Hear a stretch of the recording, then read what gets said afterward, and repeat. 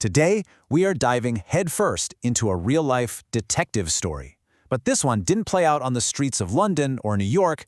No, this mystery unfolded at the highest level of international law, the World Court. It's an incredible tale of conspiracy, secret histories, and the globe-spanning investigation to find the truth. And it all starts with this number, 81.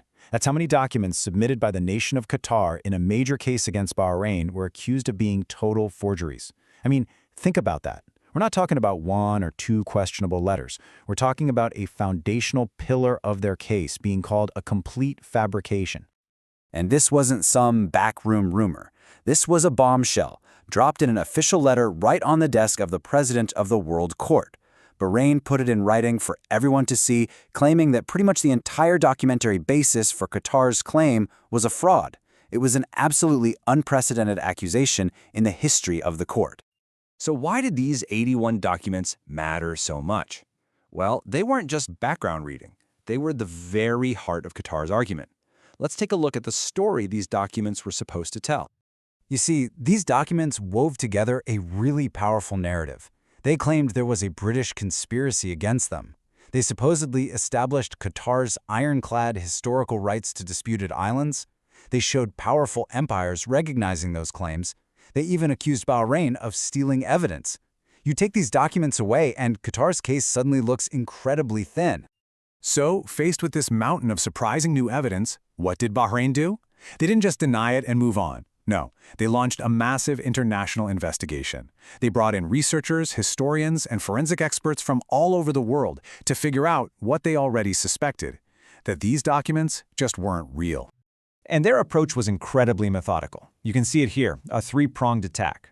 First, they went to the archives, all over the world, in 8 different countries, looking for copies that should have existed. They found absolutely nothing. Second, they handed the documents to historians to check the actual content for mistakes. And third, they brought in the forensic pros to examine the paper, the ink, the seals, the physical objects themselves. And this is where the detective story really gets good.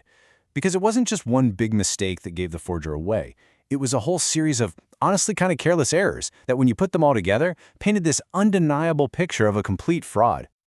The first set of clues were just stunning. They're called historical anachronisms, which is a fancy way of saying the documents contain things that were just impossible for the time period they were supposedly from.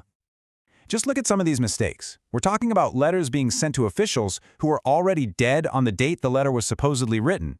There was one document allegedly penned by a government staffer who would have been only 10 years old at the time.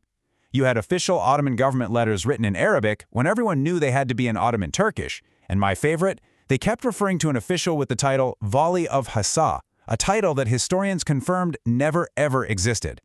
Every single one of these is a huge red flag.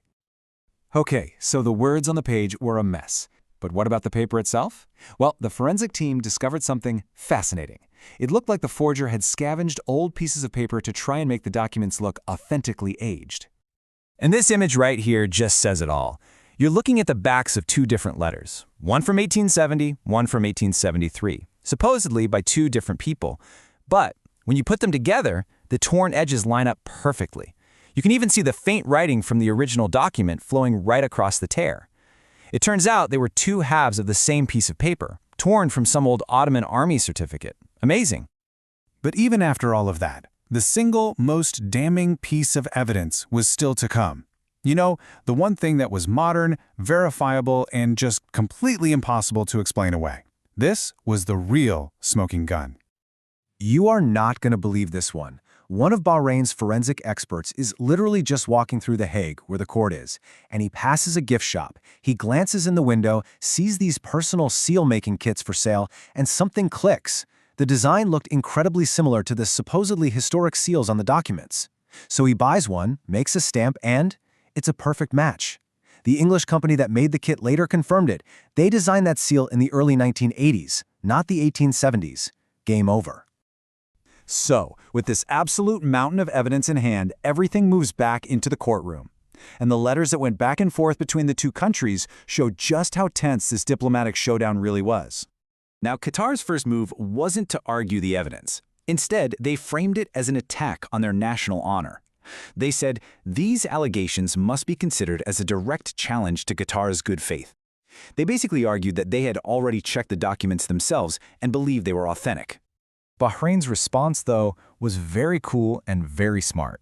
They pointed out that they weren't actually accusing Qatar of knowingly submitting fakes. The crucial legal point was simply that the documents were forgeries, and it didn't really matter how they got there. That distinction was everything. So what happened? How does a scandal this big actually end? Well, the final outcome was just as dramatic as the investigation that led to it. But first, one last little twist in the story. As all this was going on, Bahrain's team found that Qatar had submitted yet another questionable document in a later filing, this time a map. And sure enough, the experts quickly figured out it was a forgery too, which brought the grand total of fake documents up to 82. In the end, the evidence was just too overwhelming.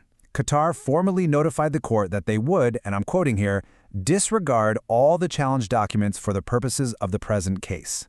Just like that, all 82 documents, that entire foundation of their case, vanished into thin air. And in its final letter on the whole affair, Bahrain's agent made sure to note one last thing. While Qatar did withdraw the documents, they never offered any apology, no expression of regret for the time, the expense, and the chaos their submission had caused. It's a final, pretty telling detail in this whole extraordinary story. So there you have it. A major international case built on 82 historical documents ends with every single one of them being tossed out as fakes. It's an incredible story of forensic science, for sure. But it also leaves us with a much bigger question, doesn't it? It really makes you wonder, how fragile is history, and how careful do we have to be to make sure the stories we tell about our past are actually true?